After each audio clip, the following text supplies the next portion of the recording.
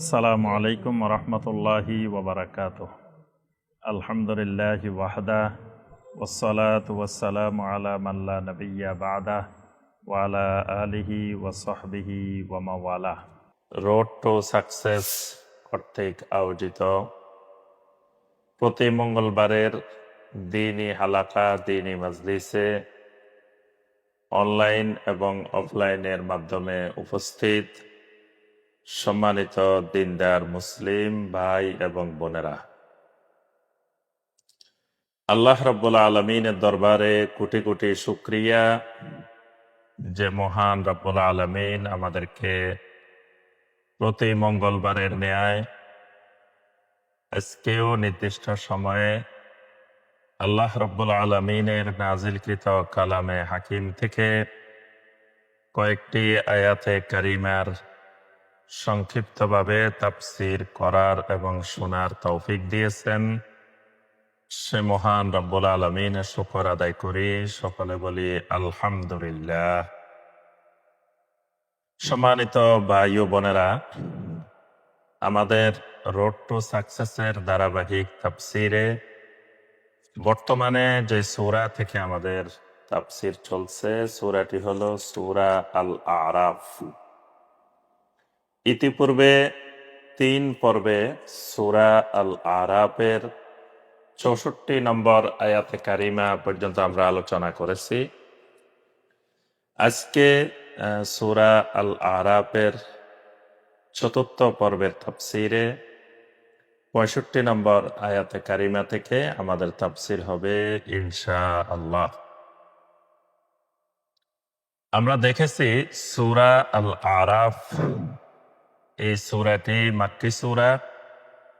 মাক্কি সূরা হিসাবে স্বাভাবিকভাবে যে বিষয়গুলো মাক্কি সূরাগুলোর মধ্যে আলোচনা করা হয়, আল্লাহ রাব্বুল আলামিন এই সূরা আল আরাফের মধ্যেও ওই বিষয়গুলোই আলোচনা করেছেন।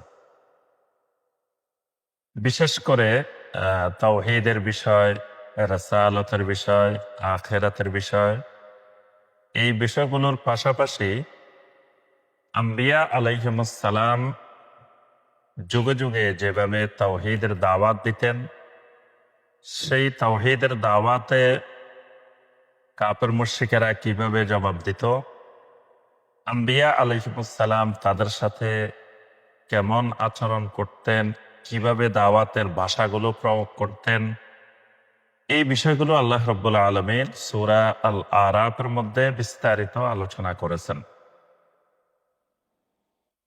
এই বিষয়গুলো একজন ঈমানদারের জন্য অত্যন্ত প্রয়োজনীয়, গুরুত্বপূর্ণ বিষয়।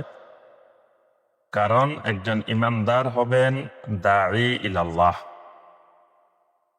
তিনি মানুষকে যখন তাওহীদের দাওয়াত দিবেন, তো দাওয়াতের বিষয়বস্তু কি হবে, প্রথম কোন বিষয় দিয়ে দাওয়াত শুরু করতে হবে, এবং এই দাওয়াত দিলে জনগণ কি জবাব দিতে পারে, জনগণ থেকে কি ধরনের আচরণ পাওয়া যেতে পারে, এবং এই জনগণের এই আচরণের মোকাবেলায় কিভাবে এগিয়ে যেতে হবে, এই বিষয়গুলো আম্বিয়া আলাইহিমুস সালাম থেকে শিখতে হবে। এ কারণে আল্লাহ রাব্বুল আলামিন বিশিষ্ট কয়েকজন নবী তাদের দাওয়াতের ইতিহাস কোরআনে কারিমে বারবার তুলে ধরেছেন। সেই আলোকে সূরা আল আরাফের মধ্যেও আল্লাহ রাব্বুল আলামিন সর্বপ্রথম নূহ আলাইহিস সালামের দাওয়াতের বর্ণনা দিয়েছেন, যেটি আমরা গত তাফসীরে দেখেছি।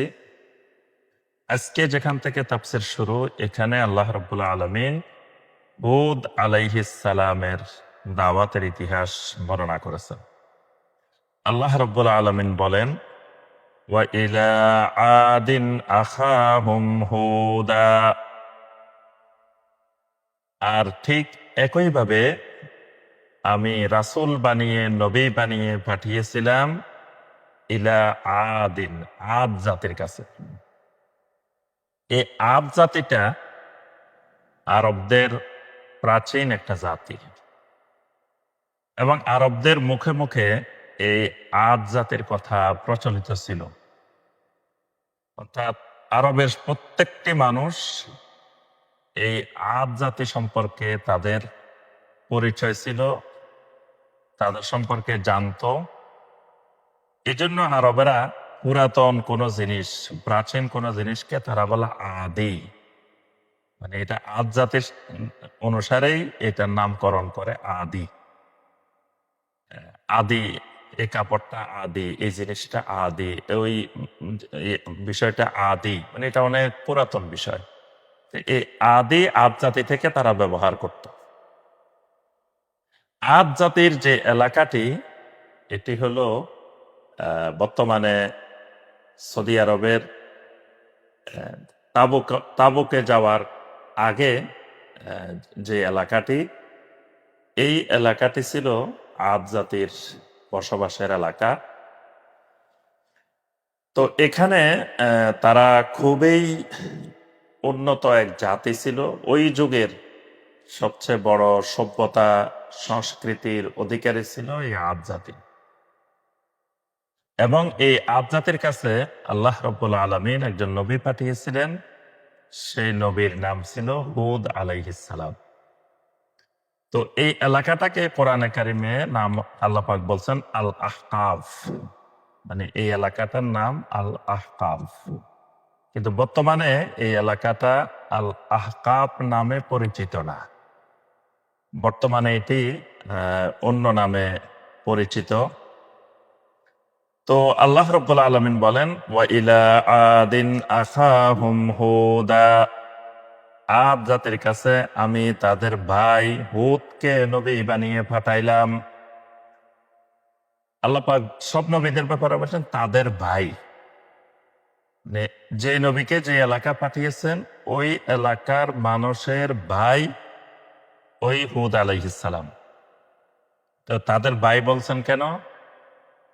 কারণ আল্লাহ রাব্বুল আলামিন প্রত্যেক এলাকায় যাদেরকে নবী হিসেবে পাঠিয়েছেন ওই জনপদের অধিবাসী, অর্থাৎ অন্য এলাকা থেকে নিয়ে ওই এলাকায় নবী বানান নাই।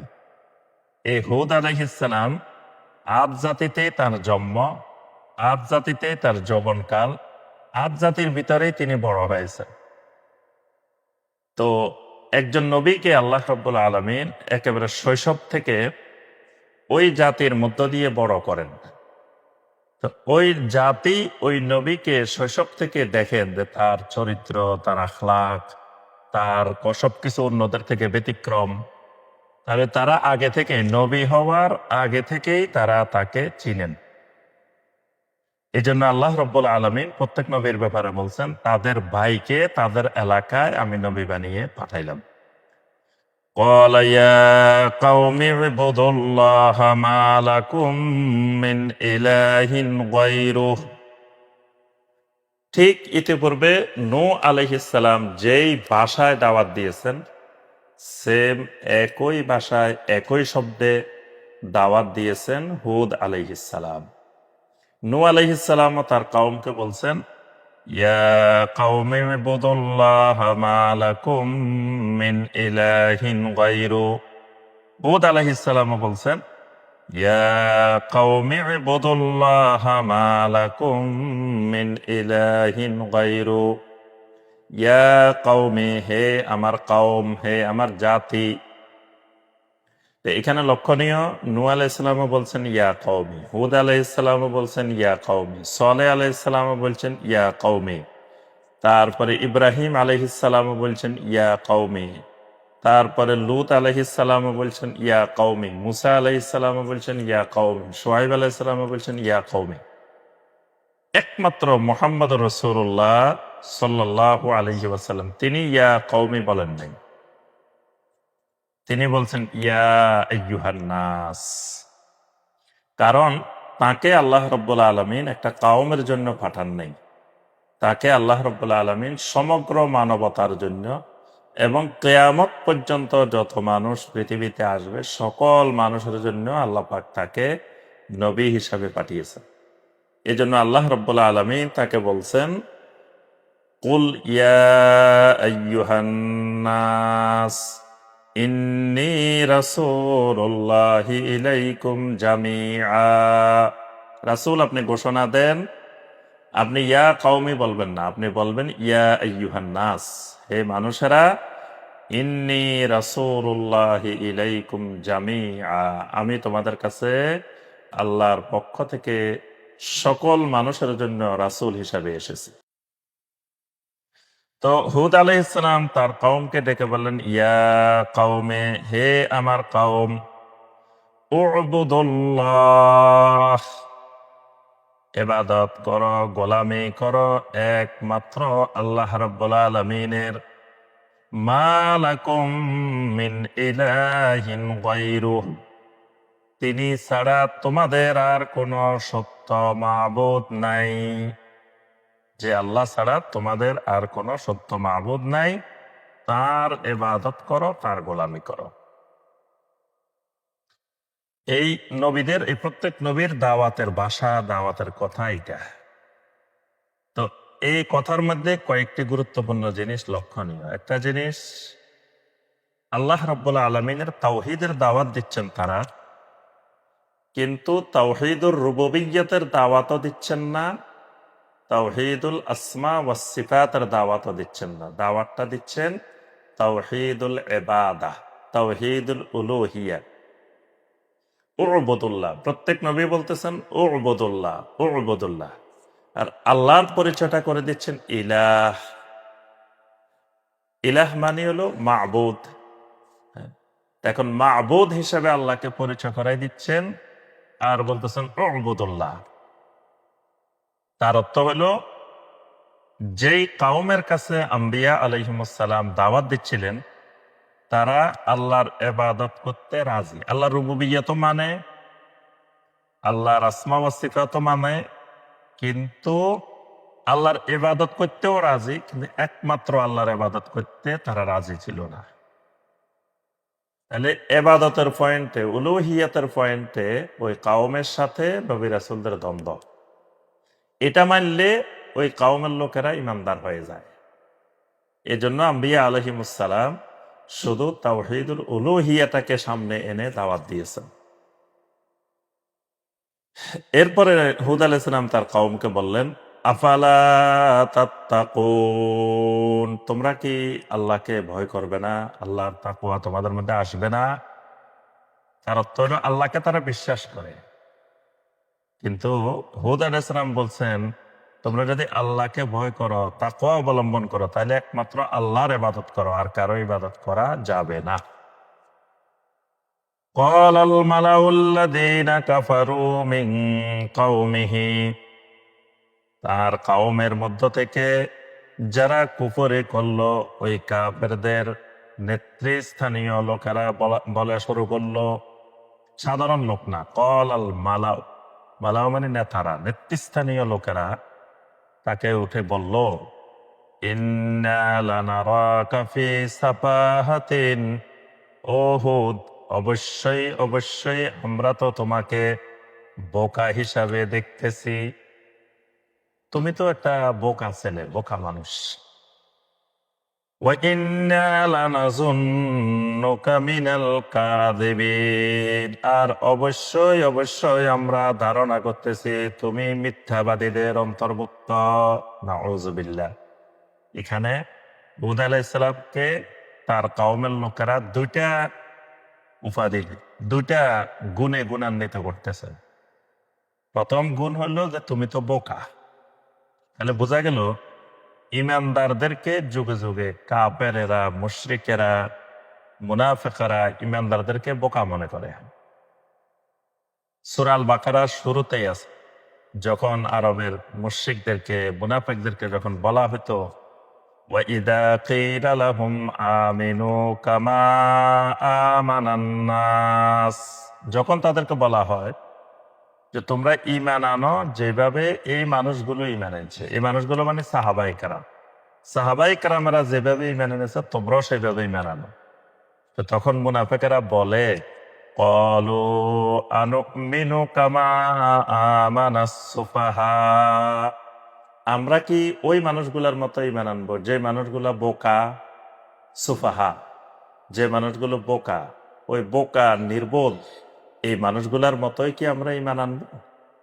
তাহলে একেবারে নূহ আলাইহিস সালামের যুগ থেকে শুরু করে মুহাম্মদ রাসূলুল্লাহ সাল্লাল্লাহু আলাইহি ওয়াসাল্লামের যুগ পর্যন্ত এই পুরা সময়ের মধ্যে সকল কাফের, সকল মুশরিক, সকল মুনাফিক ইমানদারদেরকে বোকা মনে করত। আর দ্বিতীয় কথা হুদ আলাইহিস সালামকে যেটি বলতেছে তারা, সেটি হলো ইন্না লানাযুন্নুকা মিনাল কাযিবিন, আমরা তো তোমাকে অবশ্যই অবশ্যই ধারণা করতেছি তুমি মিথ্যাবাদী।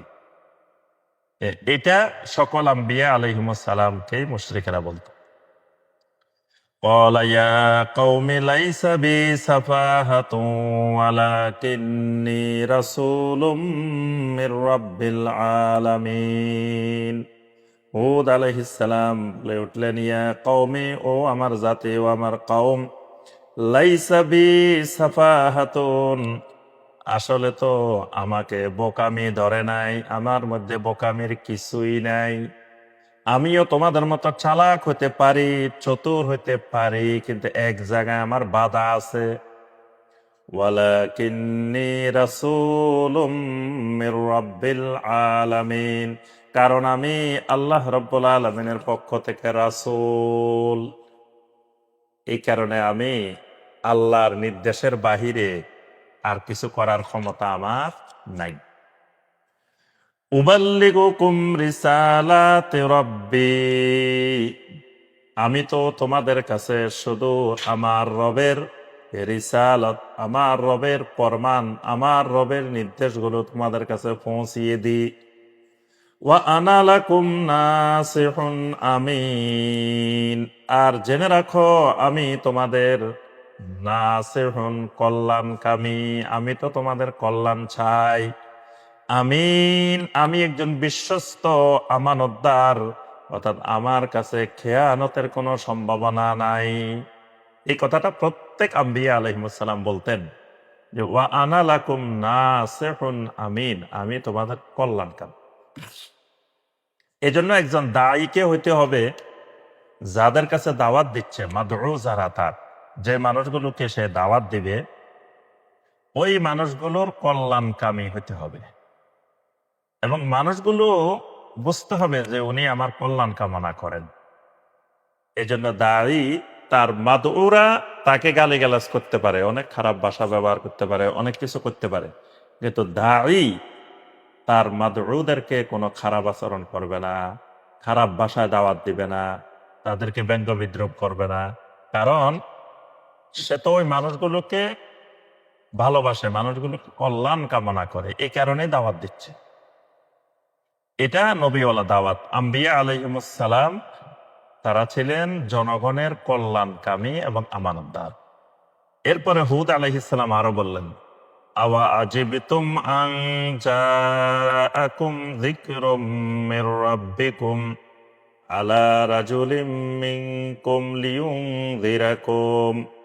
আওয়া আজিবতুম, তোমরা কি আশ্চর্য হয়ে গেছো, তোমরা কি অবাক হয়ে গেছো, আন জাআকুম যিকরুম মির রাব্বিকুম, তোমাদের রবের পক্ষ থেকে একটি জিকির তোমাদের কাছে এসেছে।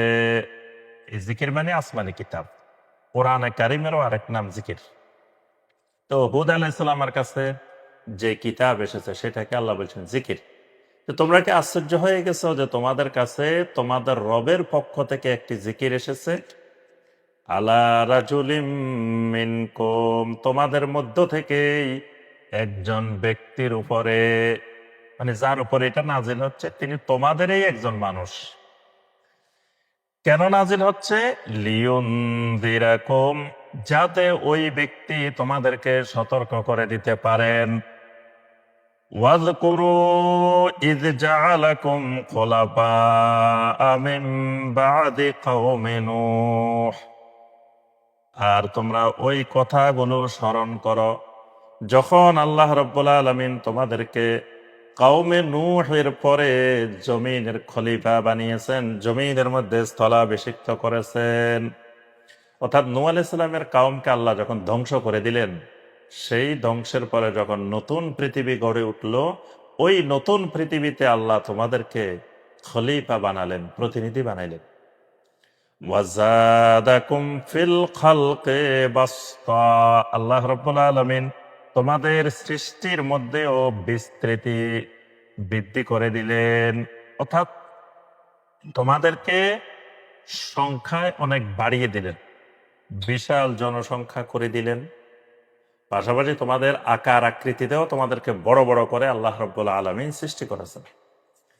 ফাযকুরু আলা আল্লাহি লাআল্লাকুম তুফলিহুন। অতএব হে আমার জাতি, কওমের লোকেরা, তোমরা আল্লাহর নিয়ামতগুলোকে বেশি বেশি স্মরণ করো, তাহলেই তোমরা সফল হবে। সুবহানাল্লাহ। আচ্ছা, এই হলো হুদ আলাইহিস সালামের দাওয়াত। এবার তার কওমের লোকেরা উঠে বলতেছে, ক্বালু আজিইতানা লিনা'বুদাল্লাহা ওয়াহদা। এই যে মানে তারা আল্লাহর ইবাদত করতে অস্বীকার করে নাই। কওমের লোকেরা উঠে বলতেছে, আজিইতানা লিনা'বুদাল্লাহা ওয়াহদা, তুমি কি আমাদের কাছে এসেছো এই কথা বলার জন্য যে আমরা একমাত্র শুধুমাত্র আল্লাহর ইবাদত করব, এটা বলার জন্য আসছো? তাহলে হুদ আলাইহিস সালাম তার কওমকে দাওয়াত দিচ্ছেন তাওহীদের, যে একমাত্র আল্লাহর গোলামি করো। আর এরা বলতেছে, তুমি কি আমাদেরকে বলতে চাচ্ছ যে আমরা একমাত্র আল্লাহর গোলামি করব?